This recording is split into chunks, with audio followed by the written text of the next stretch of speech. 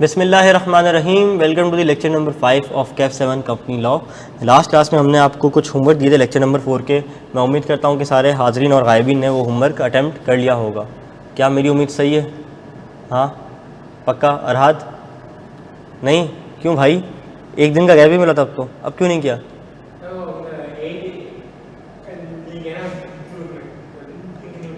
Link नहीं मिलती। अच्छा, और आपने क्यों नहीं किया? क्यों? ओके ओके ओके, लेकिन आपने लास्ट क्लास तो ली थी, यूट्यूब पे ली थी, उस पे लिखा हुआ था कि जनाब ये सवालात हैं, तो आप तो देख के कर सकती थी। करना चाहिए था ना, नहीं किया ना? ऐसा नहीं किया करो। मैं डिस्कस करता हूँ सवालात जल्दी जल्दी से। सवाल नंबर 5 बहुत सिंपल सा था कि under the provision of companies act 17 explain करो बॉडी कॉर्पोरेट और कॉर्पोरेशन क्या होती है। ये क्या है जनाब? सिर्फ सिंपल डेफिनेशन है जो हमने कॉपी पेस्ट करनी है। फिर कहता है कि Kaghan ration limited KRL hold 60% shares out of total paid up capital of another public company. कौन सी भाई? Narayan silk limited NSL। जब भी ऐसा सवाल है तो मैंने क्या कहा था कि रिलेशन बना लेना KRL और NSL। ये कह रहे जनाब कि ये 60% होल्ड करता है, ठीक है? कितना? 60% होल्ड करता है। और फिर कहता है कि आगे NSL फर्दर 14% शेयर होल्ड करता है TSL के, ठंडियाई आइसक्रीम लिमिटेड TIL के, ठीक है? ये कितना ओन करता है आगे? 14%, ठीक है? तो ज़रा मुझे सोच के बताओ कि इन लोगों का आपस में रिलेशन क्या है।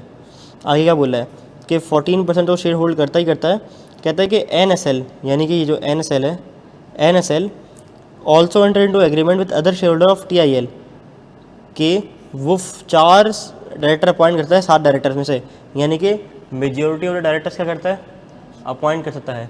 तो ज़रा मुझे बताओ कि इनका आपस का रिलेशन क्या बता, जल्दी जल्दी से बनाओ।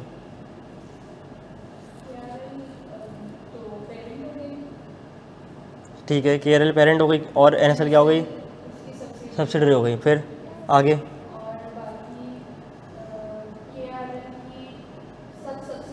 हाँ, सब सब्सिडरी हो गई। कौन? TIL हो गई। अच्छा, कैसे? बिकॉज वो NSL को ओन करती है, ठीक है? लेकिन ये तो तुम तीसरे स्टेप पे पहुंच गई हो, बीच में दूसरा स्टेप भी तो है NSL वाला। NSL ओन करता है कितने? 14%। तो क्या 14% पे सब्सिडरी बन जाती है? नहीं, क्या? हाँ, मेजॉरिटी वाला। हाँ, by virtue of an agreement क्या है? पावर टू अपॉइंट, नॉमिनेट और इलेक्ट क्या है? मेजॉरिटी ऑफ द डायरेक्टर्स है। तो फिर क्या आप यहाँ पे क्या हो जाएगा? अब तुम्हारा तीसरा वाला पॉइंट वैलिड है कि इनडायरेक्ट सब्सिडरी बन जाएगी। क्लियर है? बढ़ जाओ मैं एक स्टेप आगे। चलो, masters limited has made an equity investment in Abbas limited. कहता है मुझे बताओ कंपनीज एक्ट 2017 की रोशनी में कि कब वो अपनी सब्सिडरी बना सकती है। तो कौन सी डेफिनेशन पूछ रहा है? सब्सिडरी की। कब हो सकती है सब्सिडरी कंपनी? ज़रा बताओ।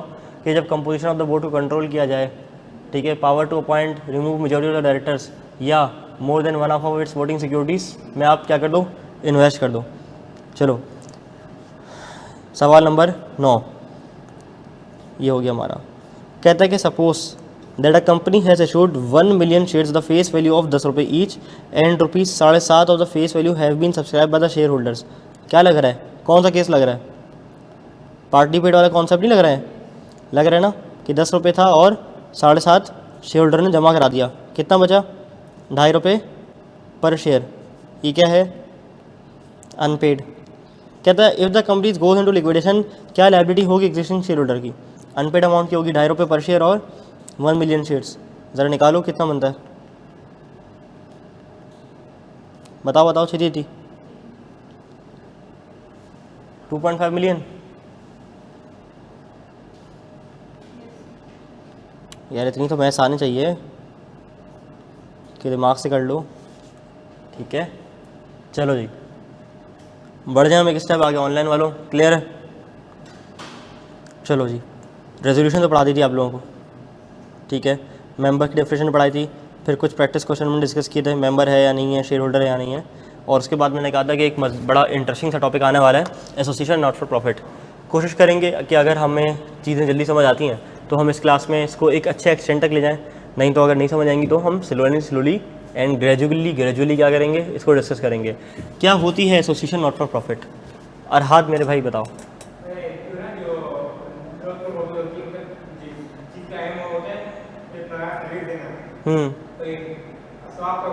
सवाब का काम करना, ठीक है, यानी कि खिदमत खल्क के लिए। आपको क्या लगता है?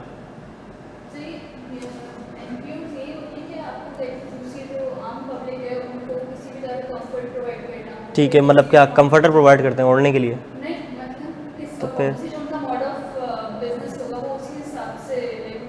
ठीक है, अच्छा, प्रॉफिट अर्न किए बगैर, तो वो प्रॉफिट नहीं कमाते? क्या बात की, प्यारी बात की अरहात भाई ने। अरहात भाई ने मेरे मुंह की जो है ना वो अल्फाज छीन लिया। अरहात भाई ने कहा कि वो प्रॉफिट कमाना उनको बना नहीं है, लेकिन वो क्या करते हैं, री इन्वेस्ट कर देते हैं, री इन्वेस्ट कर देते हैं। ऐसा ही है भाईजान। आप कैफ 7 में या कब्जा ग्रुप से हैं? FAR1 कब्जा ग्रुप ना, बैग रख दें अपना, ठीक है, समझ गया था मैं। चलो जी, बढ़ जाए, मैं एक स्टेप आगे। ये कौन सा कब्जा ग्रुप है भाई जो 2 क्लास पहले जो है ना वो आगे हो? अगली तो टैक्स की है। हाँ, आपसे बोल रहा हूँ, अगली टैक्स की है। लेट आए हो? नहीं, मैं कह रहा हूँ कि आप FAR1 के लिए बैग रखने आए हो ना, तो अगली क्लास टैक्स की है, उसके बाद FAR1 की है, ठीक है। आपका टाइम थोड़ा सा पीछे चल रहा है या आगे चल रहा है, कोई बात नहीं, ठीक है। बैठो बैठो, बाकी बच्चों को पढ़ाऊंगा। चलो भैया, टेंशन ऑल। तो हमारी क्या बात चली थी कि एसोसिएशन नॉट फॉर प्रॉफिट क्या होती है? एक ऐसी ऑर्गेनाइजेशन होती है जिसका ऑब्जेक्टिव प्रॉफिट कमाना नहीं होता। प्रॉफिट वो कमा सकती है, उसको मना नहीं है, लेकिन वो क्या करती है कि अपने प्रॉफिट्स को री इन्वेस्ट करती है। ये वो ऑर्गेनाइजेशन होती हैं जो कि फॉर्म की जाती हैं खिदमत खल्क के लिए, लोगों की भलाई के लिए, सोसाइटी की भलाई के लिए, मुआशरे की भलाई के लिए, मुआशरे के अमन के लिए, मुआशरे के सुकून के लिए। क्या मेरी बात समझ आती है? ऐसे ही होता है। जैसे मिसाल तौर पे हमारे पास 3 टॉप रेटेड जो है ना वो ऑर्गेनाइजेशन मौजूद है हमारे पास यहाँ पे। जैसे कि JDC क्या करता है? सहरी इफ्तारी कराता है उन लोगों को जो कि अफोर्ड नहीं करते, बड़ा अच्छा काम है। उन लोगों के घर में राशन पहुँचाता है कि जो अफोर्ड नहीं कर सकते, जो मतलब ज़्यादा अपने घर को उस तरह से नहीं चला सकते, तो वो क्या करते हैं, एप्लीकेशन लिख के JDC में जमा कराते हैं। JDC क्या करते हैं, उनके घरों में राशन पहुँचाता है। तो ये क्या कर रहा है, ये क्या है, चैरिटेबल ऑर्गेनाइजेशन है। तो क्या JDC प्रॉफिट नहीं कमाता होगा? कुछ ना कुछ तो प्रॉफिट आता होगा ना। अगर JDC को लेट से डोनेशन रिसीव हो रहे हैं एक साल के अंदर 20 करोड़ रुपए के, और JDC ने सारे एक्सपेंस इनकर किए हैं कोई 18 करोड़ रुपए के, तो 2 करोड़ रुपये का क्या हुआ, प्रॉफिट हुआ। तो प्रॉफिट कमाना मना नहीं है, तो क्या मतलब मैं भी कल को नॉन फॉर प्रॉफिट खोलूँ और 20 करोड़ लूँ, 18 करोड़ बांटूँ और 2 करोड़ जेब में रख लूँ साल में? ऐसा नहीं, ऐसा नहीं है।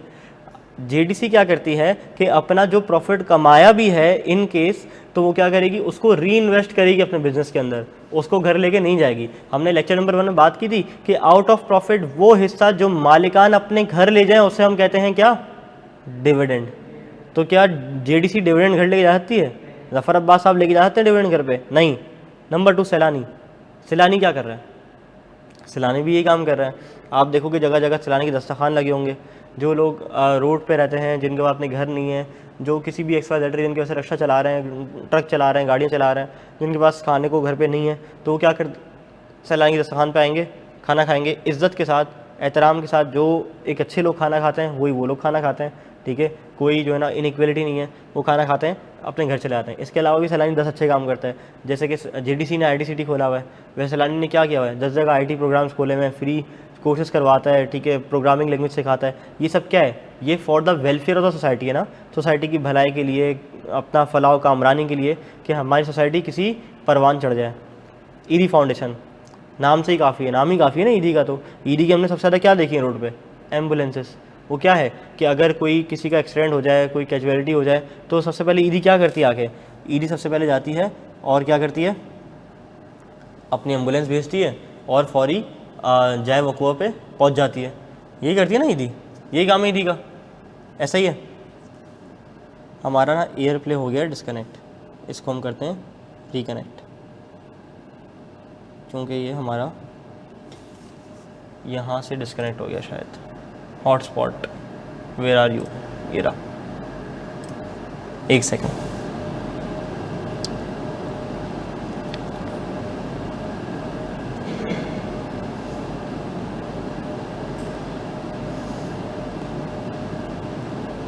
चलो जी, बात कर लीजिए हमारी कि इनको प्रॉफिट कमाना मना नहीं है, लेकिन ये अपना प्रॉफिट क्या करेंगे, री इन्वेस्ट करेंगे अपनी बिजनेस एक्टिविटी के अंदर। जिसके लिए इनको लाइसेंस दिया गया है। ईडी, बात चली थी हमारी ईडी की, कि ईडी क्या है, अपने नाम से ही जाहिर है। ईडी का काम बताने की हमें ज़रूरत नहीं है, क्योंकि ईडी अपने नाम से ही जाहिर है। हम सबको पता है ईडी का क्या काम है, पता है ना या नहीं पता?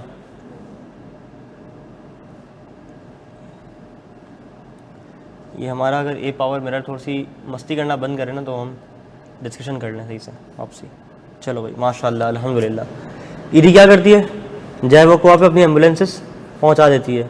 कोई किसी को दुख बीमारी तो अस्पताल लेके जाना तो क्या करेगा, ईडी की एम्बुलेंस आ जाएगी अपनी गाड़ी लेके। तो ये क्या है, सर्विसेज दे रहे हैं। तो क्या इससे कोई प्रॉफिट कमाते हैं? अगर प्रॉफिट कमाते भी हों तो उसको क्या करेंगे, री इन्वेस्ट करेंगे बिजनेस एक्टिविटी के लिए। ये थी हमारी एसोसिएशन नॉट फॉर प्रॉफिट का बेसिक इंट्रोडक्शन। अब मुझे बताओ कि क्या अगर तुम्हें एक एसोसिएशन बनानी है नॉट फॉर प्रॉफिट, यानी कि तुम्हें कोई नॉट फॉर प्रॉफिट ऑर्गेनाइजेशन खोलनी है, तो उसके लिए तुम्हें क्या करना पड़ेगा? इसके लिए कुछ स्टेप होते हैं। देखो, जो आम कंपनीज़ बनती है ना, आम कंपनीज़, अब मैं तुम्हें आगे जाके अथॉरिटीज़ पढ़ाऊँगा तो तुम्हें पता चलेगा कि अथॉरिटीज़ कौन कौन सी होती हैं। दो तरह की होती हैं, एक रजिस्ट्रार होता है, एक कमीशन होता है, जिसको हम कहते हैं securities and exchange commission of Pakistan. इसका नाम शायद मैंने पहली एक आध क्लास में बताया होगा कि एक रजिस्ट्रार होता है और एक securities exchange commission of Pakistan होता है, जिसे हम प्यार से कमीशन या SEC भी कहते हैं। जो आम बंदा कंपनी बनाता है ना, आम, मैंने खोलनी है, इन्होंने खोलनी है, तुमने खोलनी है, ऑनलाइन वाला हज़रात में से किसी ने खोलनी है, तो वो क्या करेगा, सिर्फ रजिस्ट्रार के पास जाएगा और सारा वो प्रोसीजर फॉलो करेगा। वो हम पढ़ाएंगे, इसके बाद पढ़ेंगे, NPO की बिल्कुल बात पढ़ेंगे कि अगर आपने एक कंपनी फॉर्म करनी तो आप किस तरह से कर सकते हो। तो बंदा रजिस्ट्रार के पास जाएगा, फॉर्मेलिटीज़ पूरी करेगा, रजिस्टर हो जाएगा। रजिस्ट्रार कौन होता है और कमीशन और रजिस्ट्रार में क्या फ़र्क है? समझो कमीशन एक ओवरऑल गवर्निंग बॉडी है जो कंपनीज को मॉनिटर करती है, रजिस्ट्रार उसका ना वो है, असिस्टेंट है। रजिस्ट्रार क्या है, उसका असिस्टेंट है। क्योंकि securities exchange commission of Pakistan जो कमीशन है वो इतने सारे मामला नहीं देख सकती, तो उसने हर शहर में कुछ क्या किए हैं, रजिस्ट्रार बैठाए हुए हैं। जब हम आगे अथॉरिटीज़ की बात पढ़ेंगे तो उसमें बखूबी इसको जान लेंगे। तो बहरहाल बात मैं ये बता रहा था कि अगर किसी आम इंसान को कंपनी खोलनी है, वो जाएगा रजिस्ट्रार के पास और अपनी कंपनी क्या करा लेगा, रजिस्टर करा लेगा। लेकिन ये एक ऐसी वाहिद क्रिटिकल कंपनी है जिसको फॉर्म करने के लिए आपको इजाज़त लेनी पड़ेगी कमीशन से। Securities and exchange commission of Pakistan से आपको क्या लेना पड़ेगा, इसका लाइसेंस लेना पड़ेगा, लाइसेंस लेना पड़ेगा। आप ऐसे जाके बिल्कुल आसानी से अपनी कंपनी नहीं खोल सकते। तो क्या ये कंपनी है? हाँ, ये कंपनी है, लेकिन इसको एक फ़ायदा है कि इसको अपने नाम के आखिर में लिमिटेड नहीं लगाना पड़ता। एसोसिएशन नॉट फॉर प्रॉफिट से अगर तुम्हें कोई पूछे ना कि इसको सबसे बड़ा प्रिविलेज क्या है, मैं कहूँगा इसको सबसे बड़ा प्रिविलेज ये है कि इसके नाम के आखिर में तुम्हें लिमिटेड नहीं दिखाएगा। JDC फाउंडेशन पाकिस्तान, लिमिटेड नज़र आ रहा है? नहीं। क्या, सैलानी वेलफेयर ट्रस्ट, दिलों का क्या लिखा हुआ है, दिलों का क्या लिखा हुआ है भाई, ये दिलों का सहारा, ठीक है। मतलब कहीं लिमिट नज़र आ रहा है? नहीं नज़र आ रहा। ईडी फाउंडेशन, कहीं लिमिट नज़र आ रहा है? नहीं। Institute of chartered accountant of Pakistan, कहीं लिमिट है? नहीं है। नॉट फॉर प्रॉफिट ऑर्गेनाइजेशन है ना, ठीक है, काइंड ऑफ। तो इनको सबसे बड़ा जो प्रिविलेज दिया गया है, कानून ने जो इनको प्रिविलेज दिया वो क्या दिया है कि इनको अपने नाम के आखिर में लिमिटेड नहीं लगाना पड़ेगा, कुछ भी हो जाए लिमिटेड नहीं लगाएंगे। तो ये is one of the privileges which are available to companies. कभी कभार तुमसे एग्जाम में सवाल पूछेगा, कंपनीज फॉर्म्ड अंडर सेक्शन 42, ये वाहिद वो सेक्शन है जिसका वो नाम से पूछ लेता है कभी कभार एग्जाम में, उसका दिल जाता है। वैसे सेक्शन नंबर याद करना आपके जिम्मेदारी में हरगिज़ शामिल नहीं है, लेकिन कभी कभार माजी में उसने ना कंपनीज फॉर्म्ड अंडर सेक्शन 42 के नाम से सवाल पूछे हुए हैं। तो section 42 of the companies act 2017 को पता होना चाहिए कि वो किससे रिलेट करता है, एसोसिएशन नॉट फॉर प्रॉफिट से। तो बात हमारी क्या चल रही थी, बात हमारी ये चल रही थी कि अगर आपको बनानी है एक कंपनी जो कि एसोसिएशन नॉट फॉर प्रॉफिट हो, तो आपको किससे लाइसेंस लेना पड़ेगा, जाके बताओ? SECB से लाइसेंस लेना पड़ेगा। लेकिन क्या लाइसेंस ऐसे मिल जाएगा या वो कोई शराइत वराइत चेक करेगा? तुम जाते हो ड्राइविंग लाइसेंस बनवाने के लिए तो वो क्या चेक करता है, क्या चेक करता है? ड्राइविंग लाइसेंस बनवाना है तो क्या चेक करेगा वो? 18 साल से बड़ा होना चाहिए, ठीक है, साउंड माइंड होना चाहिए, अनसाउंड नहीं होना चाहिए। अगर बाइक का लाइसेंस दे दो, बाइक चलानी आनी चाहिए। अगर गाड़ी का लाइसेंस दे दो, गाड़ी चलाना आना चाहिए। और अगर तुमने किसी का कोई नुकसान कर दिया, गाड़ी से किसी को मार दिया, उड़ा दिया, तो तुम्हारा लाइसेंस क्या हो सकता है, छीना जा सकता है ना, कि इससे लाइसेंस ले लो भाई, इसको मेरा काम वाम नहीं आता। एक बीच में वीडियो आई थी एक पुलिस वाले की, वो साल पहले की वीडियो थी, वो उस पर वो टिकटॉक की वो नहीं होते, वो बैकग्राउंड जो शेर चल रहे होते हैं कि उसने कहा था मेरे घर वाले नहीं मान रहे, ठीक है, और फिर मैंने कहा अगर मेरा पुलिस में हो गया तो मेरे घर वाले नहीं मानेंगे।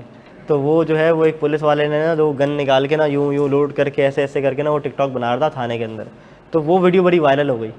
जब वो वीडियो बड़ी वायरल हुई तो उससे क्या किया गया, उससे उसका लाइसेंस छीन लिया गया, वर्दी छीन ली गई। यानी कि आपको जिस चीज़ के लिए लाइसेंस दिया गया है, आपने अगर उसकी नॉन कंप्लायंस की तो आपसे लाइसेंस क्या कर लिया जाएगा, छीन लिया जाएगा, ले लिया जाएगा। तो फिर आप you are no longer a police वाला, you are no longer a gun holder with license, ठीक है। आपसे सारी प्रिविलेजेस क्या कर ली जाएंगी, छीन ली जाएंगी। तो इसी तरह से हम जाएंगे सीसीपी के पास, हम जाके बात करेंगे, हमें कंपनी बनानी है, वो हमारी सारी चीज़ें चेक करेगा, डॉक्यूमेंट्स चेक करेगा, फिर हमें लाइसेंस इशू कर देगा, हम ऑपरेट करेंगे। लेकिन वो लाइसेंस जो इशू करेगा वो कुछ शराइत के बाद इशू करेगा ना, कि क्या तुम ये शर्तें मानते हो, अगर तुम्हें कबूल है तो तुम ये लो लाइसेंस के लिए अप्लाई कर दो। हम बोलेंगे ना हाँ हमें कबूल है आपकी सारी शर्त सर, हमें सर आँखों पे हमारी। तो अगर कल को हमने जाके किसी भी कंडीशन से नॉन कंप्लाइंस कर दी तो क्या हो सकता है, लाइसेंस ले लिया जा सकता है। लेकिन लाइसेंस ऐसे नहीं लेंगे, वो पहले हमें बुलाएंगे, अपॉर्चुनिटी ऑफ बीइंग हर्ड कहते हैं इसे। इसे क्या कहते हैं, provide opportunity of being heard. वो हमें बुलाएगा, हमसे बात करेगा, भाईजान मैं आपका लाइसेंस रिवोक करने जा रहा हूँ, आपको कोई मसला वसला तो नहीं है, अगर आपको अपनी सफाई में कुछ कहना है तो मुझे कह दीजिए, मैं सुन लेता हूँ और फिर मैं फैसला करूँगा कि आया कि मैं आपका लाइसेंस रिवोक करूँ या नहीं। तो ये सिर्फ हमने एक डिस्कशन जो की है, ये एक बैकग्राउंड बनाने के लिए की है। अभी हम जाके फर्दर स्टडी करेंगे कि कौन कौन सी शराइत होती हैं, ठीक हो गया। और अगर एक मरतबा लाइसेंस रिवोक हो जाए तो फिर इस एसोसिएशन नॉट फॉर प्रॉफिट पे कौन कौन सी पाबंदियां लग जाएंगी और कितने टाइम तक की लग जाएंगी। क्या ये बैकग्राउंड क्लियर है, पक्की बात है। चलो जी हम बढ़ते हैं अब एक स्टेप आगे। बैकग्राउंड हमारा अल्हम्दुलिल्लाह अच्छा क्लियर हो गया।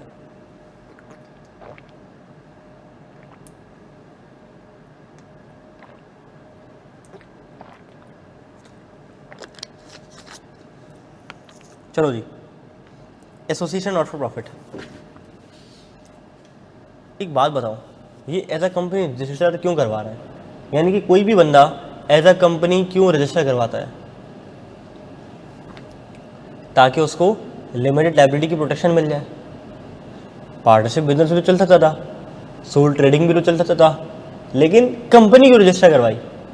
ताकि कल को अगर इस बिज़नेस से किसी का नुकसान हो जाए तो हम कहेंगे भाई साहब रुक जाओ, हमारे गिरबान तक आने की आपको इजाज़त बोलो भाई नहीं है। क्यों? क्योंकि हम एक लिमिटेड लायबिलिटी कंपनी के तौर पर ऑपरेट कर रहे हैं और हमारी लायबिलिटी लिमिटेड है to the extent of our investment in the company. तो एनपीओ को भी कंपनी बनना ज़रूरी है। क्यों? ताकि इनको लिमिटेड लायबिलिटी की प्रोटेक्शन मिल जाए। एक तो लिमिटेड लायबिलिटी और नाम के आखिर में लगाना भी नहीं पड़ेगा। हमने कॉन्सेप्ट पढ़ा था पीछे, how creditors are warned. Creditor को किस तरह से तंबीह की जाएगी कि भाई साहब रुक जाओ, इस कंपनी में ज़रूरत से ज़्यादा लोन मत देना, क्योंकि इनकी लायबिलिटी लिमिटेड है, जो कि इनके नाम के आखिर में लिखा हुआ है। लेकिन यहाँ अगर ले भी दें लोन वगैरह तो इनके नाम के तो आखिर में लिखा हुआ भी नहीं है, लेकिन इनके काम से तो पता चल जाएगा ना कि ये नॉट फॉर प्रॉफिट है।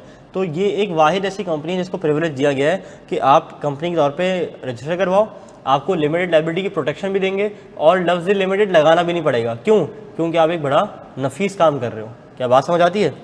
For protection of limited liability. Okay, अब वो कहता है कि अगर आपको लाइसेंस चाहिए तो मेरी कुछ शराइत हैं। आपको एक as a public limited company के तौर पे रजिस्टर होना पड़ेगा। क्या करना पड़ेगा? पब्लिक लिमिटेड कंपनी के तौर पे रजिस्टर आपको होना पड़ेगा, जो कि क्या करेगी? जो कि इनमें से कोई एक काम करेगी, या तो कॉमर्स को प्रमोट करे, आर्ट्स को करे, साइंस को करे, रिलीजन को करे, हेल्थ पे काम करे, एजुकेशन पे काम करे। यानी कि कौन सी कंपनी, कौन सी ऑर्गेनाइजेशन हो सकती है ये? आगा खान क्या है? Not for profit organisation. Aga Khan hospital not for profit, Aga Khan school not for profit, Aga Khan university not for profit. ये क्या है? आगा खान ग्रुप है ना पूरा, प्रॉफिट थोड़ी है, नॉट फॉर प्रॉफिट है। नहीं, जाके चेक कर लेना, जहाँ तक मेरी इत्तलात है तो ये तो नॉट फॉर प्रॉफिट है। ठीक हो गया? चलो जी, प्रॉफिट कमाते हैं लेकिन है नॉट फॉर प्रॉफिट, ठीक है। सोशल वेलफेयर, चैरिटी और एनी अदर यूज़फुल ऑब्जेक्ट में आप काम करो, या रिसर्च हो, या स्पोर्ट्स हो, या गवर्नमेंट प्रोटेक्शन हो, आप इनमें से अगर कोई एक काम कर रहे हो तो ये क्या हो सकता है? आपको लाइसेंस मिल जाएगा। अब ये देखो, ये जो लिखा हुआ है ना एनी अदर यूज़फुल ऑब्जेक्ट, भाई आप पहले ही कह देते कि कोई भी आप फलाई काम करो, भलाई का काम करो तो हम आपको लाइसेंस दे देंगे। इतनी लंबी लिस्ट देने के बाद ना आपकी किताब कहती है आखिर में and any other useful object. भाई पहले ही बता देता, कोई भी भलाई का काम, हमारी बात ख़त्म हो जाती। अब अफसोस की बात यह है कि हमें ना ये लिस्ट याद करनी पड़ेगी, ठीक है। We have to memorise this. क्यों? क्योंकि MCQs में पूछ सकता है, या हमसे रट्टे वाले सवाल में पूछ सकता है, बताओ कि अगर मुझे लाइसेंस चाहिए तो मेरा बिजनेस किस टाइप का होना चाहिए, किस नेचर का होना चाहिए, क्या पहली कंडीशन क्या है मुझे not for profit organisation register कराने के लिए। तो आपको क्या करना पड़ेगा, आपको ये लिस्ट प्रोवाइड करनी पड़ेगी। तो आपने क्या करना है, इसको याद। क्या मेरी बात समझ आती है? तो सबसे पहली चीज़ क्या कि आपको as public limited company register होना पड़ेगा। कहते हैं कि not for profit organisation prohibit करेगी डिविडेंड पेमेंट टू मेंबर्स, यानी कि जफ़र अब्बास साहब, ईडी साहब के बेटे चीपा साहब अपने घर पे इसका जो प्रॉफिट है वो बतौर डिविडेंड लेके नहीं जा सकते। जो आप प्रॉफिट कमाओगे वो आप इस्तेमाल करोगे इन प्रोमोटिंग इट्स ऑब्जेक्ट्स, यानी कि जिस ऑब्जेक्टिव के लिए ये कंपनी फॉर्म हुई थी उसी में आप प्रॉफिट इस्तेमाल इसका करोगे। जैसे कि रिसर्च के लिए की थी तो रिसर्च के लिए, स्पोर्ट्स के लिए, इन्वायरमेंट प्रोटेक्शन के लिए, यानी कि जिस मकसद के तहत यहाँ पे ये फॉर्म हुई थी इसी मकसद में आपने क्या करना है, अपने प्रॉफिट को री इन्वेस्ट कर देना है। क्या मेरी बात समझ आती है? क्या हम यहाँ तक क्लियर हैं? क्या हम आगे बढ़ सकते हैं? चलो जी। एक्टिविटीज़ लॉफुल होनी चाहिए और नेशनल इंटरेस्ट में होनी चाहिए पाकिस्तान के, यानी कि it should not be against national interest of Pakistan. Pakistan की क्या मफाद के ख़िलाफ़ जो है वो नहीं होनी चाहिए। और उसका जो मेमोरेंडम ऑफ एसोसिएशन है वो in according with table F होना चाहिए, जो कि टेबल F आपके कोर्स में बिल्कुल भी शामिल नहीं है। तो आपको परेशान होने की ज़रूरत नहीं है टेबल F क्या है। क्या बात समझ आ रही है? तो हमने क्या पढ़ा अब तक कि जब आप लाइसेंस लेने के लिए जाओगे कमीशन के गेट पे, कमीशन साहब मतलब क्या हुआ, लाइसेंस चाहिए, नॉट फॉर प्रॉफिट बनानी है। बोलेगा ये लो, बोलेंगे ये क्या है, बोला कंडीशंस का सफ़ा जिससे तुम्हें कंप्लाई करना है। अच्छा वो क्या है, उसने बोला वचन लो, ठीक है, वचन दो मुझे कि जो तुम कंपनी बना रहे हो वो तुम पब्लिक लिमिटेड कंपनी बनाओगे। मैंने बोला कमिश्नर साहब वचन है। उसने बोला वचन दो मुझे कि तुम डिविडेंड घर लेके नहीं जाओगे। बोला माँ कसम डिविडेंड घर लेके नहीं जाऊँगा। उसने बोला मुझे वचन दो कि जो तुम प्रॉफिट कमाओगे वो री इन्वेस्ट करोगे अपने ही ऑब्जेक्टिव में। मैंने बोला पक्का पक्का प्रॉमिस। उसने बोला जो तुम काम करोगे वो commerce, art, science, religion, health और फला जो मैंने लिस्ट दी है और कोई भी अदर यूज़फुल ऑब्जेक्ट हो तो यही काम करोगे, इसके अलावा नहीं करोगे। मतलब पक्की बात है। कहता कोई बुरे काम तो नहीं करोगे। मैंने बोले बुरे काम क्या होते हैं? उसने बोला ऐसा तो नहीं करोगे कि आपने एक NPO बनाई, फिर बाहर से पैसे आए, आपने उसको लिया, फिर आपने विड्रॉ किया, फिर आपने लोगों को दे दिया, बाहर से ऐसे शो किया कि जैसे डोनेशन आ रहा है, लेकिन वो क्या हो रही थी, टेरर फाइनेंसिंग हो रही थी, वो मनी लॉन्ड्रिंग हो रही थी। कहीं ऐसा तो नहीं होगा? मैंने बोला आई स्वेयर नहीं होगा, मैं कसम खाता हूँ नहीं होगा। उसने बोला पक्की बात है? बोला पक्की बात है। कहते हैं कि अगर मैंने पकड़ लिया तो फिर क्या होगा? मैंने बोला फिर तो ये जो मेरी एक्टिविटीज़ हैं ये तो लॉफुल नहीं रहेंगी और ये पाकिस्तान के नेशनल इंटरेस्ट में भी नहीं रहेंगी। सीधी बात है ना, बताओ क्या ये एक्टिविटी जो है वो पाकिस्तान के नेशनल इंटरेस्ट में रह सकती है? बिल्कुल भी नहीं रह सकती। ठीक है, कौन सी ऑर्गेनाइजेशन चाहेगी कि वो ऐसा काम करे जिससे पाकिस्तान की ज़ात को क्या पहुँचे, बोलो, नुकसान पहुँचे? कोई ऑर्गेनाइजेशन ऐसा चाहेगी? नहीं चाहेगी। तो उसने बोला कि अगर कल को तुम्हारा ऑडिट हुआ और कल को ये पकड़ा गया कि तुम्हारे पास जो है वो लंदन से फंडिंग आ रही थी, तुम्हारे पास जो है ना वो US से फंडिंग आ रही थी, तुम्हारे पास जो है ना वो बाकी तहरीकों से अफ़गानिस्तान से फंडिंग आ रही थी, तो हम तुम्हें छोड़ेंगे नहीं बेटा, तुम्हारा लाइसेंस रिवोक करेंगे, तुम्हारे पे जो है ना वो ऐसी रिस्ट्रिक्शन लगाएंगे, तुम्हारी 4 नस्लें याद रखेंगी। मैंने बोला ठीक है भाई साहब, आई स्वेयर मैं ऐसा कुछ नहीं करूँगा। ठीक है, क्या बात समझ आती है? तो कितनी रिस्ट्रिक्शंस हैं, कितनी बारीकियाँ हैं। जब भी कमीशन SCCP डायरेक्ट इन्वॉल्व हो गया, वरना छोटी मोटी कंपनी से तुम जाओ इनकॉर्पोरेट कराने, रजिस्ट्रार के दफ्तर जाओ, नाम सेलेक्ट करो, जैसे बच्चे का नाम रखते हैं ना वैसे ही कंपनी का नाम भी रखते हैं, वो हम आगे पढ़ेंगे। डिसाइड करो किसी और ने तो नहीं रखा हुआ, बच्चों के नाम तो सेम हो सकते हैं ना, एक क्लास में 4 अब्दुल्ला होते हैं, लेकिन 4 अब्दुल्ला की एक कंपनी नहीं होती, यानी कि एक अब्दुल्ला का नाम जो है ना वो 4 अलग अलग लोगों की कंपनी का नहीं होता। ठीक है, तो हम इसमें आगे पढ़ेंगे मज़ीद। खैर बहरहाल, तो बात समझ आती है? तो उसने क्या कहा, अब रिकॉल करो मेरे साथ। उसने क्या कहा कि तुम जो एक्टिविटी करोगे, वो जो एक्टिविटी लिस्ट डाउन की हुई हैं इन्हीं में से कोई एक एक्टिविटी करोगे, और फिर तुम्हारी जो एक्टिविटीज़ हैं वो पाकिस्तान के नेशनल इंटरेस्ट के खिलाफ नहीं होनी चाहिए, डिविडेंड घर लेके नहीं जाओगे। और क्या बोला उसने, और क्या कहा, जो प्रॉफिट कमाओगे वो रीइन्वेस्ट करोगे, और एक्टिविटीज़ पाकिस्तान के नेशनल इंटरेस्ट के खिलाफ नहीं होनी चाहिए। मैंने बोला सर मैं वादा करता हूँ आपसे ऐसा कुछ नहीं करूँगा। तो वो कहते हैं कि जो लाइसेंस मिलने की तुम्हारी शराइत है ना, वो अगर कोई मज़ीद शर्त ऐड करना चाहे तो कमीशन ऐड कर सकता है। और ये शराइत तुमने अपने मेमोरेंडम में लिखनी है कि मुझे जो लाइसेंस मिला हुआ है वो इन शराइत के अगेंस्ट मिला हुआ है, और ये जो शराइत हैं वो आपने अपने मेमोरेंडम में और अपने आर्टिकल्स में लिस्ट कर देनी है। क्या मेरी बात समझ आती है? कमीशन चाहे तो मज़ीद एडिशनल कंडीशंस लगा सकता है, वो केस टू केस वेरी करता हूँ, आगे जाके देख लेंगे। अभी प्रिविलेज क्या है सबसे बड़ा? केस को लिमिटेड लाइबिलिटी के प्रिविलेज मिल जाएंगे, लेकिन आखिर में वर्ड लिमिटेड और गारंटी लिमिट नहीं लगाना पड़ेगा। गारंटी लिमिट क्यों? अगर कंपनी लिमिट बाय गारंटी है तो गारंटी लिमिट नहीं लगाना पड़ेगा। क्या मेरी बात समझ आती है? पक्की पक्की बात है। बात आगे बढ़ जाए। अब देखो हमारा बेस अच्छा बन गया ना, तो हमें यहाँ पे मज़ा आ रहा है। अच्छा, हमारे डिज़ाइनर साहब ना थोड़े से बोले बाले से हैं, कभी कभार गलती कर जाते हैं। गलती तो इंसान से होती है, वो भी इंसान है। तो ये रिवोकेशन ऑफ लाइसेंस है।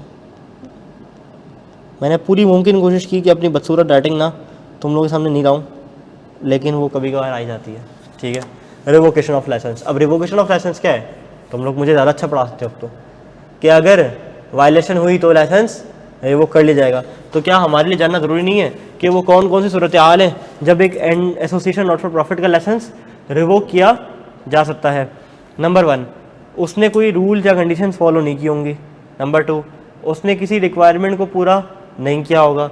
नंबर 3, उसकी हरकतें ऐसी होंगी जो कि आवाम के इंटरेस्ट के ख़िलाफ़ होंगी, या तो इन्वायरमेंटल पॉल्यूशन, मनी लॉन्ड्रिंग, या तो सेफ्टी के ऊपर जो है ना वो प्रॉफिट को तरजीह दी जा रही होगी, कोई ऐसे काम हो रहे होंगे किसी फैक्ट्री में। नंबर 4, उसने अपनी रिपोर्ट या स्टेटमेंट 2 कंसेक्यूटिव ईयर के लिए सबमिट नहीं कराई होंगी। ये क्या किया? ये तो आपने भगा दिया। हाँ, नहीं भगाया नहीं, अभी आगे पढ़ेंगे एक एक करके। थोड़ा सा नीचे आ जाओ, शाबाश। ऐसा सबसे पहली चीज़ क्या आ रही है कि आपने कोई रूल या कंडीशन फॉलो नहीं किया होगा। अब वो कैसा रूल और कंडीशन होता है ये मैंने लिख लिया आप लोगों के लिए, ताकि आप लोगों के रिवीजन में आसानी हो जाए। इसको एक बार पढ़ लेंगे। कहता है कि hope foundation, a charitable organization aimed at providing free education, receives a license with the condition that they must set up in at least 5 underprivileged community within 18 months। कहता है कि आपने स्कूल बनाने हैं अंडर प्रिविलेज कम्युनिटी में, कितने? कम से कम 5, अगले 1.5 साल में 5 स्कूल बनाना है। हाउएवर 2 साल निकल गए, 2 साल निकल गए। They have only manage to establish 1 school. Licence क्यों लेता? ताकि स्कूल बनाएंगे। इन्होंने कहा कि ठीक है 1.5 साल में 5 स्कूल बनाना। इन्होंने कितने बनाए? 1 बनाए। And have not made sufficient effort to meet the rest of the requirement. एक तो ये है ना कि चलो मैंने 1 बनाया, लेकिन मैं कोशिश कर रहा हूँ, मैं डोनेशन के लिए एक्टिविटी कर रहा हूँ, मैं जमा कर रहा हूँ, मैं जगह जगह जा रहा हूँ। कमीशन तो वेरीफाई करेगा ना कि क्या इन्होंने कुछ एफर्ट भी किए या नहीं किए।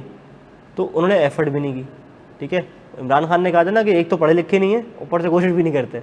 तो ये वाला सीन है कि एक तो आपने स्कूल बनाए नहीं, ऊपर से कोशिश भी नहीं की। आगे आ जाओ। Due to this failure to the comply with agreed condition the commission revoke their licence. Commission क्या करेगा? रिवोक कर लेगा लाइसेंस की। तो एक मिसाल है, ऐसी कोई भी मिसाल एग्जाम में आपसे और वो पूछ सकता है कि बताओ कि क्या इस केस में उसका लाइसेंस रिवोक होना चाहिए या नहीं। तो आप देखोगे कि उसने एक तो एफर्ट भी नहीं की और कंडीशन भी कंप्लाई नहीं की, तो कमीशन क्या कर सकता है? इसका लाइसेंस रिवोक कर सकता है। Number 2, not met the requirement, यानी कि not meeting the necessary requirement और फॉलोइंग द रेलिवेंट रूल्स। ये क्या है? कहता है Hope Foundation is required to use at least 75% of the donations it receive for its health care projects. कहता है जो डोनेशन रिसीव करोगे 75% कहाँ लगाओगे? हेल्थ केयर प्रोजेक्ट के अंदर लगाओगे। According to the licence issued under section 42, after a routine audit, एक ऑडिट हुआ होगा, and it is found that Hope Foundation only use 40% of the donations for the intended purpose and spend the remaining amount on unrelated expenses. इधर उधर मस्ती वस्ती में, entertainment में, फालतू चीज़ों पर लगा दिए, लेकिन जो कॉस्ट था मेन वो क्या था? 75% पैसा आपने कहाँ लगाना है? उस हेल्थ केयर के प्रोजेक्ट के अंदर लगाना है।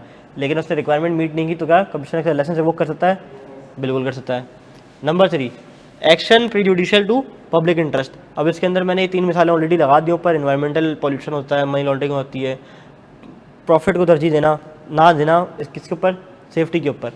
चलो सॉरी, प्रॉफिट को तरजीह देना सेफ्टी के ऊपर, उल्टा बोल दिया। ठीक है, चलो जी। एक्शन प्रीजुडिशियल कैसे हो सकते हैं? पब्लिक इंटरेस्ट के। Hope foundation originally focus on providing health care services, begin partnering with companies that promote alternative treatment without scientific banking. कहते हैं कि हेल्थ केयर सर्विस का उन्होंने इनकार किया और कुछ ऐसी कंपनी से पार्टनरशिप की जो कि दवाइयाँ ठोकते हैं, इंजेक्शन लगाते हैं, लेकिन इनकी वजह कोई साइंटिफिक बैकिंग नहीं है, कोई रिसर्च नहीं है, कोई डेवलपमेंट नहीं है, कोई प्रॉपर तरीके का इनके पास ना जस्टिफिकेशन नहीं है अब इस ट्रीटमेंट की। मतलब वो होता है ना, आप मोहल्ले में किसी डॉक्टर के पास जाओ तो आपको भले सर का दर्द हो, आपको पेट का दर्द हो, या आपको जो है ना वो कैंसर की आखिरी स्टेज हो, वो 3 गोली देता है, लाल पीली नीली। और बोलता है भाई साहब ये लो सही हो जाओगे, ठीक है, और सही हो जाता है इसको, ठीक है। तो वो वाला हिसाब किताब था इनका। कहते हैं as a result they distribute unverified treatment that endanger people health causing wide spread concern, और तेजी से जो ना बीमारी फैल गई। This activity is considered harmful to public interest and the commission revoke the licence. बात समझ आती है? फेलियर टू सबमिट रिपोर्ट और एनुअल स्टेटमेंट, ये तो बहुत क्लियर सी बात है, सीधी सीधी बात है। कमीशन कहता है कि भाई साहब मैंने जिस पर्पज़ के लिए आपको लाइसेंस लिया है आपने अपने सारी चीज़ें वहीं इस्तेमाल करनी है। तो क्या कमीशन आके पूछेगा हाँ भाई कैसे हो? बोलो अल्लाह का शुक्र है सारी चीज़ें वहीं इस्तेमाल हो रही हैं, 75% इस्तेमाल कर रहे हो? हाँ कर रहा हूँ। बोले पक्का? बोलूँगा हाँ कसम से पक्का। क्या बस वो मान जाएगा? नहीं, या सबूत चाहिए होगा। सबूत कहाँ चाहिए होगा? मैं कोई एफएस बनाऊंगा, कोई डॉक्यूमेंट्स बनाऊंगा, कोई रिकॉर्ड्स बनाऊंगा, कोई फाइनेंशियल स्टेटमेंट बनाऊंगा, उसका कोई ऑडिट होता होगा, उसको कोई वेरीफाई करता होगा, वो जाके मैं कमीशन के बाद जमा कराऊंगा। कमीशन देखेगा कि क्या मैंने कंप्लेंट्स की हुई या नहीं की हुई, ऐसा ही है ना, ऐसा ही होगा। तो वो वहाँ से चेक करेगा, मेरे से आके रोज़ रोज़ नहीं पूछेगा कॉल करके हाँ भाई सब सही जा रहा है, ऐसा नहीं होता। वो क्या करेगा? मेरे डॉक्यूमेंट से वेरीफाई करेगा। तो Hope Foundation is required to submit annual financial statement to the registrar for 2 consecutive years. अगर आपने 2 कंसेक्यूटिव ईयर्स तक नहीं करवाई तो आपका लाइसेंस रिवोक हो जाएगा। 2016 में करानी थी, बन गई आपकी आपका फॉर्म, लाइसेंस मिल गया 16 में, 17 में भी आपने करा दी, 18 में नहीं कराई, 19 में करा दी, लाइसेंस रिवोक होगा? नहीं, क्यों? अच्छा 19 में करा दी, सही है, 20 में नहीं कराई, 21 में नहीं कराई, 22 में करा दी, अब हो जाएगा। 23 में नहीं कराई, 24 में करा दी, 25 में नहीं कराई, अब नहीं होगा। क्यों? क्योंकि 2 कंसेक्यूटिव ईयर नहीं हुए, ठीक है। अच्छा ये 2 कंसेक्यूटिव ईयर क्यों, ऐसा क्यों? 1 साल की छूट क्यों दे रहा है बीच में? कोई अगर मुझे बता दे इसका जवाब, मैं मान जाऊंगा। ऐसा क्यों? ये 1 साल की छूट क्यों दे रहा है? क्या मतलब पागल वागल है या क्या मसला है? 1 साल की छूट दे रहा है तो फिर मैं काम करता हूँ, जिस साल मुझे घपला करना होगा उधर कर दूंगा, उधर जमा ही नहीं कराऊंगा। कैसा? नहीं अच्छा? बोलो बोलो। FAR 1 देखे आए हो ना? बताओ। You can do it. Online वाले जरा आप भी जरा बताएं।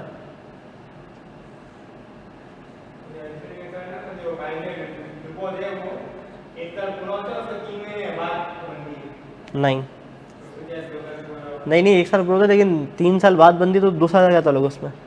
3 साल बाद, 3 महीने बाद भी जो बनेगी वो पिछले साल की बनेगी ना। 2 साल का क्यों आ रहा है? FAR 1 में एक सवाल आता है, चलो इसका जवाब FAR 1 से ही दूंगा।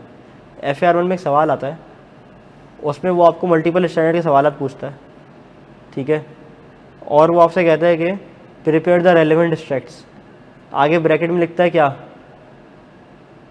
कंपेरेटिव आर रिक्वायर्ड या कंपेरेटिव आर नॉट रिक्वायर्ड।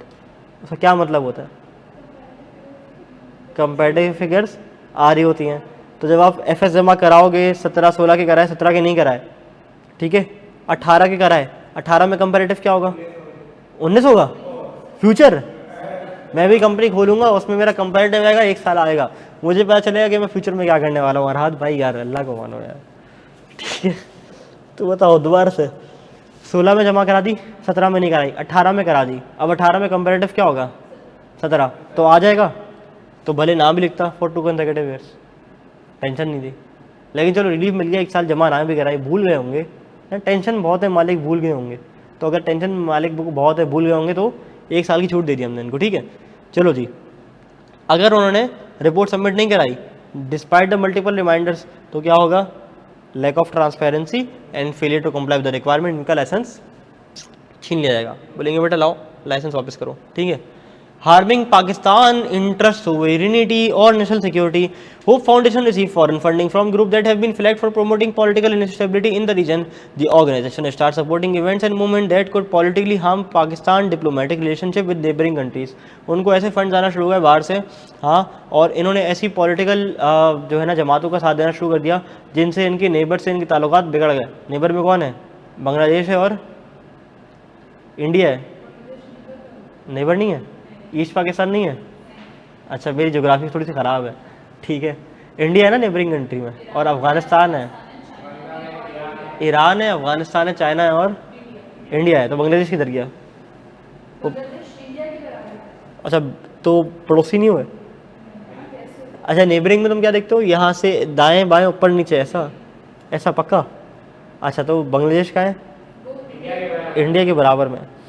वैसे सोचो कि अगर पाकिस्तान ना बना होता, इफ़ ओनली इफ़ ना बना होता, तो पाकिस्तान के मुसलमान, इंडिया के मुसलमान और बांग्लादेश के मुसलमान ये मिलकर कितनी बड़ी फोर्स होती। चलो इवन पाकिस्तान बन भी गया और अगर ईस्ट पाकिस्तान अलग ना होता तो देन स्टिल बंगालियों की जो मुसलमानों की फ़ौज है और जो हमारी मुसलमान फ़ौज है, मतलब वो वाली फ़ौज नहीं, आर्मी वाली नहीं, जो मुसलमानों की तादाद है, कितनी बड़ी होती।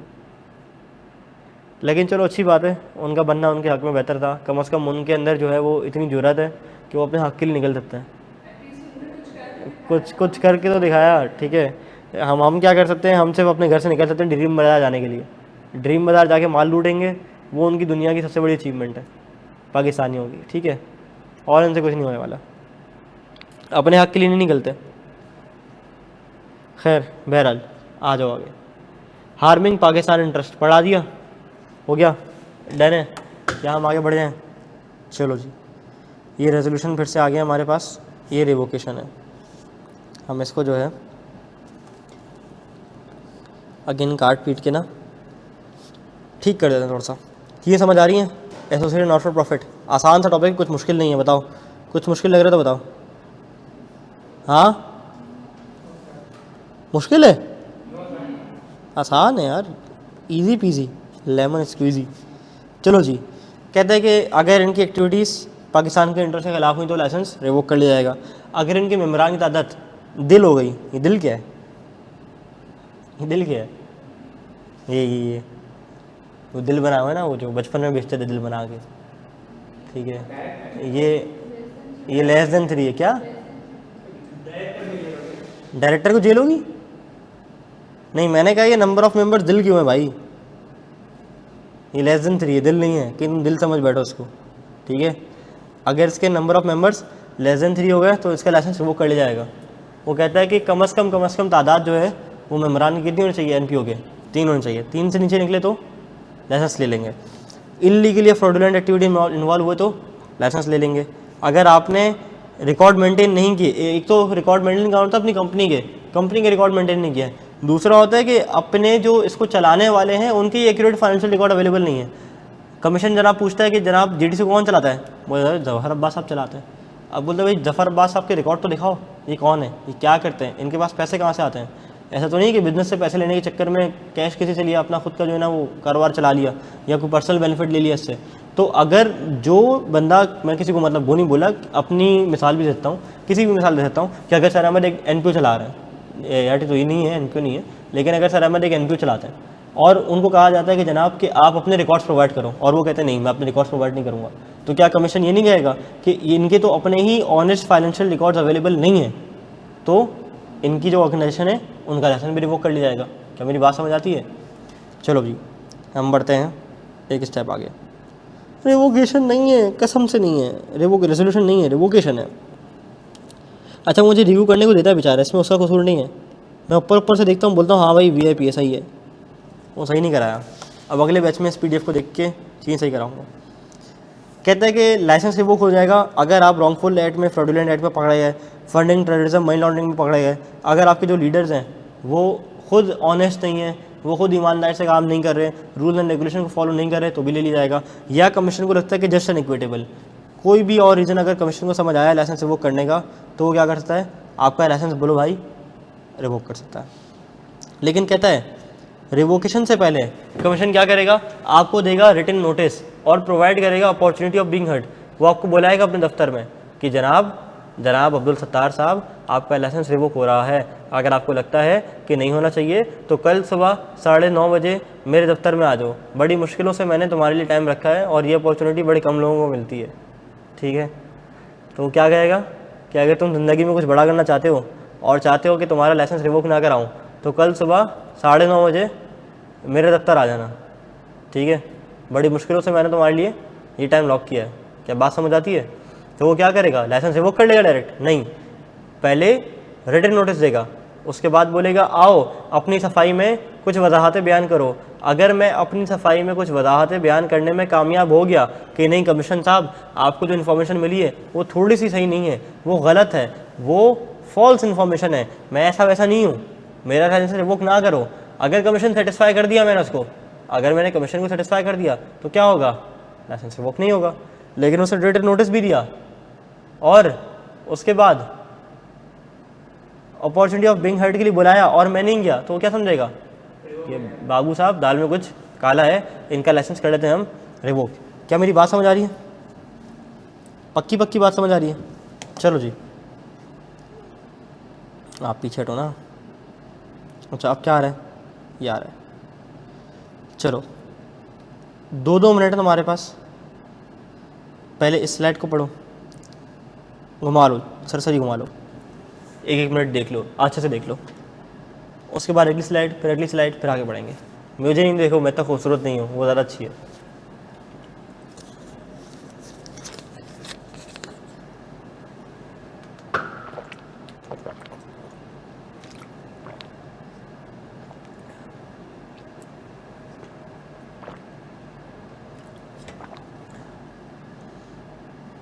देख ली?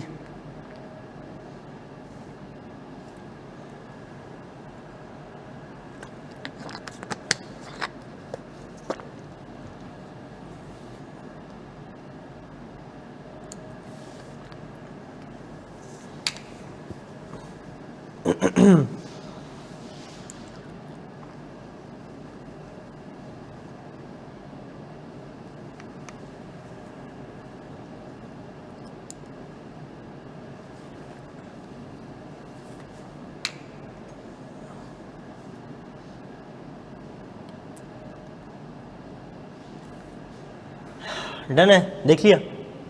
क्या आगे बढ़ जाए? चलो जी, अब हमारा आ रहा है effect of revocation of licence. इसको जानने से पहले मुझे बताओ, कॉमन सेंस, अरहात भाई आपको क्या लगता है कि अगर एक कंपनी का जो कि एसोसिएशन नॉट फॉर प्रॉफिट है, उसका लाइसेंस अगर कमीशन ने रिवोक कर लिया तो इसके साइड इफ़ेक्ट क्या होंगे? एनबीओ का काम नहीं कर सकती, लिमिट लगाने की पावर भी ले लेंगे, मतलब एनबीओ बंद करा देंगे फिर। और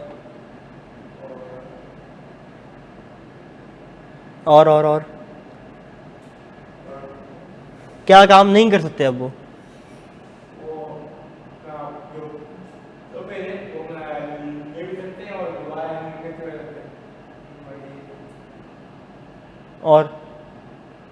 और क्या काम वो नहीं कर सकते, ऐसी कॉमन सेंस से बताओ।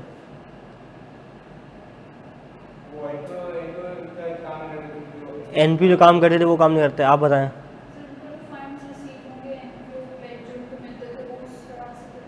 सही है, ये कहती हैं कि जो फंड एनपी को रिसीव होते थे वो अब उस तरह से रिसीव नहीं करते, ठीक है। और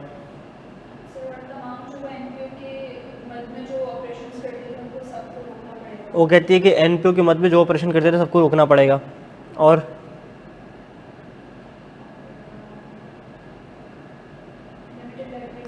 लिमिट लाइबिलिटी कवर हट जाएगा। अब देखो ये फ़ायदा है लेक्चर लेने का, जब आप लेक्चर लेते हो ना तसल्ली से, सुकून से और इत्मीनान से समझते हो चीज़ें, तो जब मैं आपसे सवाल करता हूँ ना आगे पढ़ाने वाली चीज़ का, अच्छा मैं बिजनेस लॉ में भी इत्तेफाकन ना यही करता हूँ, मैं एक चीज़ पढ़ा देता हूँ, अब मैं बोलता हूँ ये हेडिंग है, अब मुझे बताओ उसके अंदर क्या होगा, तो बच्चे खुद ही बता देते हैं। ये फ़ायदा लेक्चर लेने का, अटेंटिव लेक्चर लेने का। अब अरहात ने भी और मामा ने भी बहुत अच्छे से मुझे ना समझा दिया कि वो कंपनी अपने ऑपरेशन स्टॉप कर देगी, अब एनपीओ के तौर पे काम नहीं करेगी, डोनेशन लेना बंद कर देगी और लिमिट लायबिलिटी का शायद उनको हटाना पड़ जाए, ठीक है। ये सारी बातें उन्होंने कही और बिल्कुल सही कही। आओ देखो, अब अगर मैं डायरेक्ट पढ़ाता ना तो एक रट्टे वाली चीज़ हो जाती, लेकिन चूंकि इन्होंने खुद अपना दिमाग चलाया तो पेपर में भी अल्लाह ना करे कहीं फंसे तो अपना दिमाग चला सकते हैं और सही चला सकते हैं, ठीक है। This is how you should train your brain. चलो जी, क्या करेगी, उमामा वाला पॉइंट आ गया, कहते हैं कि company should stop all its operation. लेकिन आई कैप ने एक और पॉइंट भी दिया हुआ है, आई कैप ने नहीं, कंपनी एक्ट सेक्शन 42 ने, वो क्या कहते हैं, except recovery of account receivable. अगर तुम्हारा किसी से कोई उधार बनता है तो जो तुम्हारा वो है डेटर है, यानी कि रिसीवेबल वाला बंदा, वो तो खुश हो जाएगा, हाँ मज़ा आ गया, इसका लाइसेंस रिवोक हो गया, अब तो मेरे जो पैसे बनते थे मैं तो नहीं देता, मैं तो भाग रहा हूँ।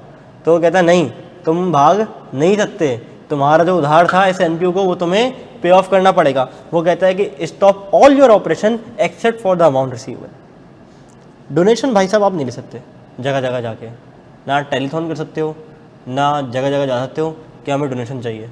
अभी कुछ टाइम पहले फातमिद वाले आए थे यहाँ पे ना, वो एक थैलीसीमिया के लिए बड़ा काम कर रहे हैं, बड़ा अच्छा काम कर रहे हैं। तो फादमिन वालों ने कहा कि हमें कैंप लगाना है। दो वाले आते हैं यहाँ पे, एक इंडस वाले आते हैं और एक फादमिन वाले आते हैं। तो हम भी जो है ना वो हाथ बढ़ाते हैं, इनके साथ आगे काम करते हैं उन बच्चों के लिए कि जो जिनको खून चढ़ता है।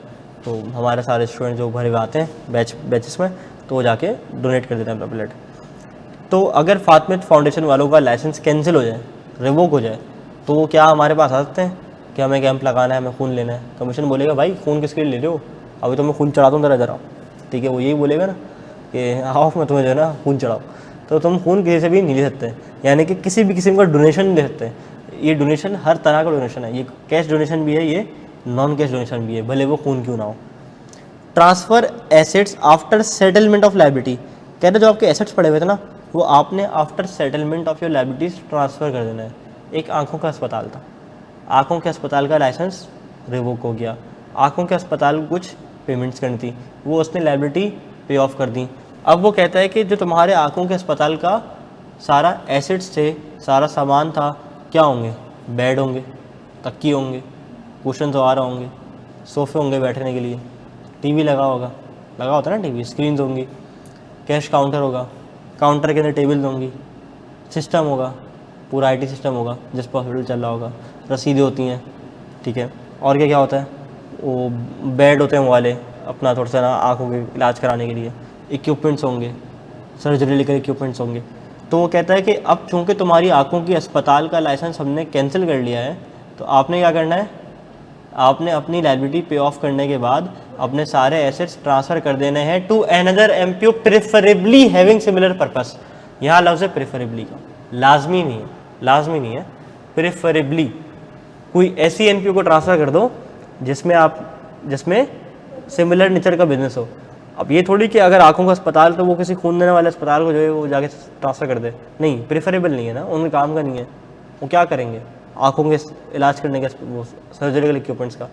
तो प्रेफरेबली जो आंखों का अस्पताल एक और कोई आसपास है, उसको आपने क्या कर देना है? सबमिट कर देना है। Another NPO preferably having similar purpose. कहते हैं ट्रांसफ़र करना है ये सब कुछ आपने लाइसेंस रिवोक होने के 90 दिन के अंदर अंदर, अनलेस कमीशन आपको कह दे कि भाई मैं टाइम का एक्सटेंड कर रहा हूँ। कमीशन क्यों कहेगा टाइम एक्सटेंड कर रहा हूँ? आप जाओगे, आप कहोगे सर 90 दिन होने वाले हैं, लेकिन हम कुछ बस चीज़ें बेच रहे हैं, चीज़ें क्लोज कर रहे हैं, और हम आपसे वादा करते हैं कि हमारे जो ये एनपीओ के एसेट्स हैं ये हम कसम से दे देंगे उसको, थोड़ा सा टाइम दे दो, बस 10-15 दिन और दे दो। तो कमीशन चाहे तो टाइम एक्सटेंड कर सकता है। अब देखो यहाँ सारी पावर ना कमीशन के पास है, सारी पावर कमीशन के पास है। लाइसेंस देने से रिवोक करने और रिवोक करने के बाद टाइम एक्सटेंड करने तक की पावर भी किसके पास है? कमीशन के पास है। क्या मेरी बात समझ आती है? चलो जी आगे बढ़ते हैं। कहते हैं ट्रांसफ़र करने के बाद आपने रिपोर्ट फाइल करनी है किसको? रजिस्ट्रार को। अब रजिस्ट्रार आ रहा है। रजिस्ट्रार क्यों आ रहा है? लाइसेंस तो कमीशन ने दिया था। जो कंपनी की एंट्री है वो रजिस्ट्रार के रजिस्टर में हुई हुई है, जो कंपनी की सारा डेटाबेस मेंटेन करता है। रजिस्ट्रेशन रजिस्ट्रार के पास होती है, लेकिन एनपीओ बनाने की इजाज़त कमीशन से ली गई थी, ठीक है, एनपीओ बनाने की इजाज़त कमीशन से ली गई थी। फाइल करनी रिपोर्ट विद इन 15 डेज। इसके अंदर आपने सारे रेलेवेंट इन्फॉर्मेशन और डॉक्यूमेंट्स लगा देना है कि हमारी एनपीओ का लाइसेंस रिवोक हो गया था, हमने किसी और एनपीओ को अपने एसेट्स बाज दिए हैं, ट्रांसफ़र कर दिए हैं, सिमिलर बिजनेस में वो ऑपरेट करते हैं, और ये हम आपको रिपोर्ट दे रहे हैं। ये रिपोर्ट कब फाइल करनी है? Within 15 days of revocation of within 15 days of transfer of assets, not revocation. अगर मैंने रिवोकेशन बोला तो I take my word back, वो मिक्स हो गया होगा। सबसे पहले क्या होगा? आपका लाइसेंस रिवोक होगा। लाइसेंस रिवोक होने के 90 दिन के अंदर अंदर आपने क्या करना है? ट्रांसफ़र करना है एसेट्स। ऐसे ट्रांसफ़र करने के 15 दिन के अंदर अंदर रिपोर्ट कर दिया जाएगा, ठीक है। और रिपोर्ट एक्सेप्टेंस होने के 30 दिन के अंदर अंदर रिपोर्ट एक्सेप्ट हो जाएगी ना कमीशन के पास, उसके 30 दिन के अंदर अंदर क्या करना है?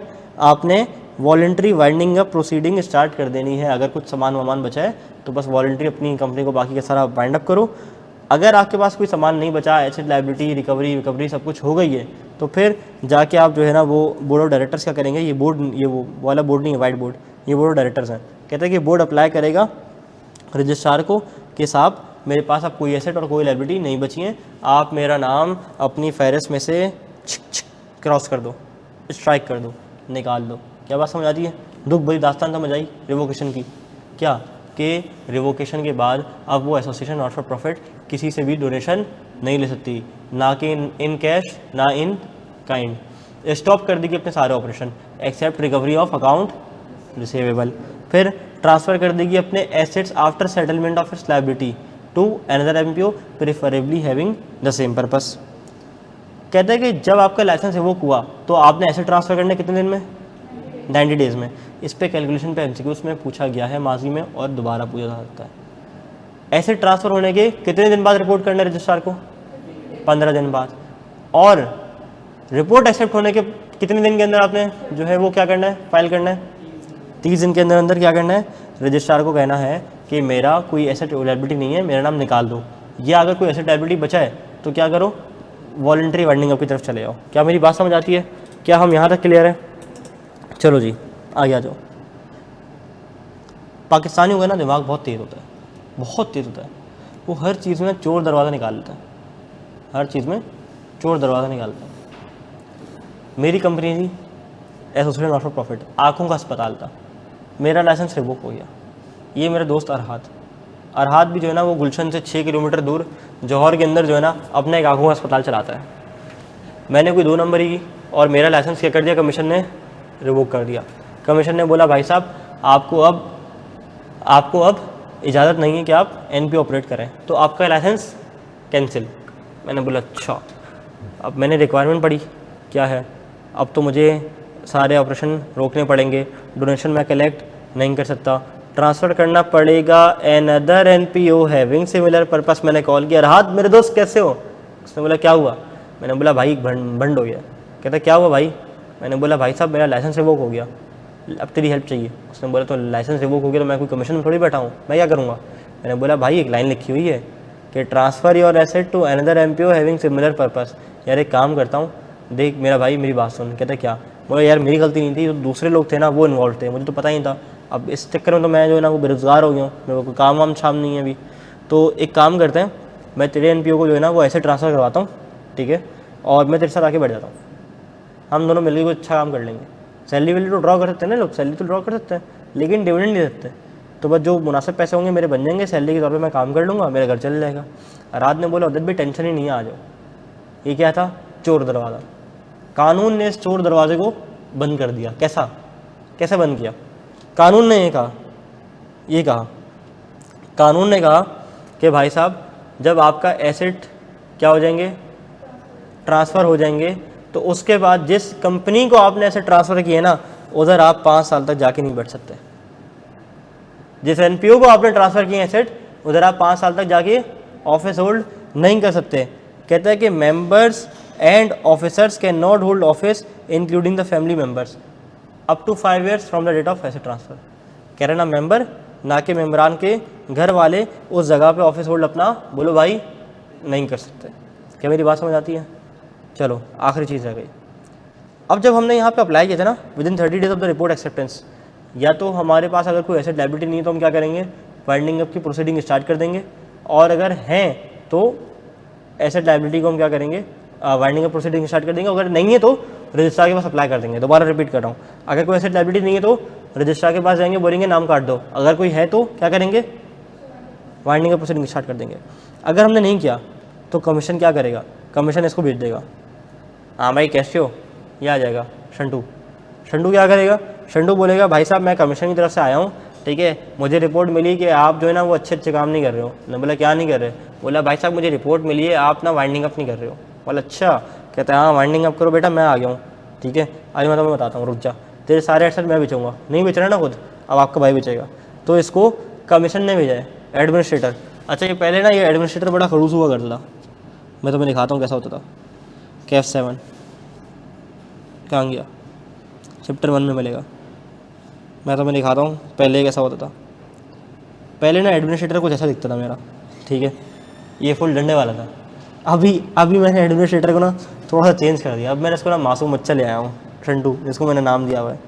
अच्छा पहले मैंने एनपीओ पढ़ाया भी ऐसा था, देखो ऐसे, ये देख रहे हो, ठक ठक ठक ठक ठक ठक ठक ठक लाइन से ऐसे माइंड मैप थे। हमने क्या कर दिया, हमने ना थोड़ी तरक्की कर ली है, हमने तरक्की कर ली थोड़ी सी, और इस तरक्की के नतीजे में हमने बहुत अच्छे से बहुत समेट दिया, साफ़ सुथरे तरीके से सफाई कर दी थोड़ी सी। पाकिस्तान साफ पाकिस्तान, ठीक है। बात समझ आती है? हमारा NPO का टॉपिक ना अल्हम्दुलिल्लाह अल्लाह के करम से एक क्लास में ख़त्म हो गया। अब आपको मिलेगा होमवर्क, और यकीन मानो नहीं किया ना तो मैं सॉफ्टवेयर अपडेट करूँगा अगली क्लास में, ठीक है? Homework lecture 5।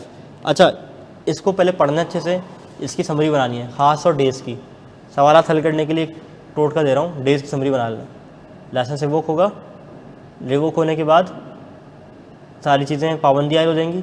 पाबंदी आयद होने के बाद ट्रांसफ़र करने हैं 90 डेज़ के अंदर, हैविंग सिमिलर पर्पस प्रेफरेबली।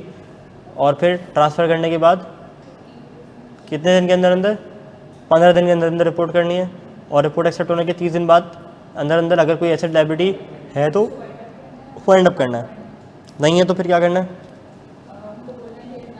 नाम काट दो। देखो लेक्चर नंबर क्वेश्चन 13 दिया है, 14 दिया है, 15 दिया है,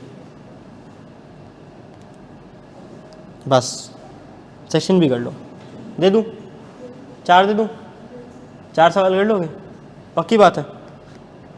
ताकि हम तो डिस्कशन कर लेंगे ना इसके ऊपर फिर, पक्की बात है? चलो जी, ये हमारा हो गया लेक्चर नंबर 5 का होमवर्क। 13, 14, 15 और 16 ये आपने करके लाना अच्छे से। लेकिन ये नहीं कि हाँ ये आंसर है, ठीक है, मेरे ध्यान में भी कसम से यही आता, बस आपके भाई को आता है, आपका भाई पास हो जाएगा, ऐसा नहीं करना, ठीक हो गया? आपने क्या करना, लिख के लाना है। अरहात भाई, क्या मैं आपसे उम्मीद लगा सकता हूँ, दिल लगा सकता हूँ आपसे कि आप लिख के लेंगे? ठीक है, हर नमाज के बाद एक सवाल भी सॉल्व कर लो ना तो काम बन जाएगा, या 2 कर लो फिर ब्रेक ले लो और अगले 2 कर लो, ठीक है? आज की क्लास को यहीं तक रखते हैं, 10 बज गए। हसीब भाई की क्लास है टैक्सेशन की।